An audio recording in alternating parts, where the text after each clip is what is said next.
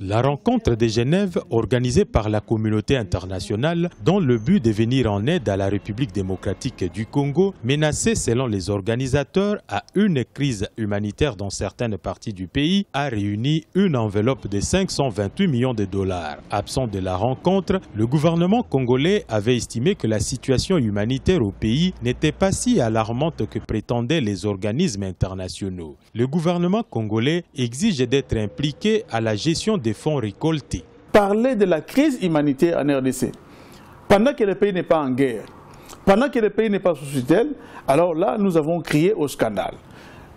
Bien que nos amis se sont réunis à Genève, c'est leur droit, mais tout devait être coordonné avec le gouvernement de la RDC qui devait d'abord, avant toute chose, comprendre de quoi il s'agissait.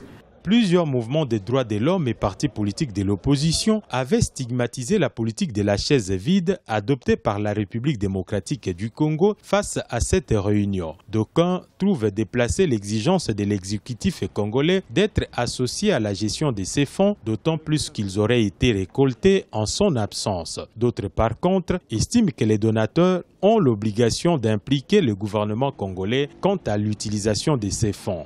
Parce que si le gouvernement n'octroie pas d'autorisation de fonctionnement pour ces organisations, à travers laquelle les fonds sera alloués pour des interventions éventuelles sur le territoire national, c'est compliqué.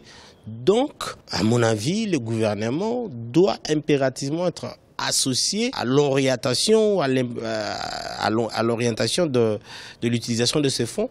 Après la récolte des fonds, il se pose ainsi la problématique de son affectation. La République démocratique du Congo a par ailleurs adopté ce mardi la création de l'Agence de gestion des fonds humanitaires. Une agence qui sera dotée d'une autonomie administrative et financière dans la gestion des fonds, ce qui, pour bon nombre d'observateurs, atteste la volonté du gouvernement congolais de ne plus permettre aux fonds extérieurs d'être injectés au pays sans un regard de l'État.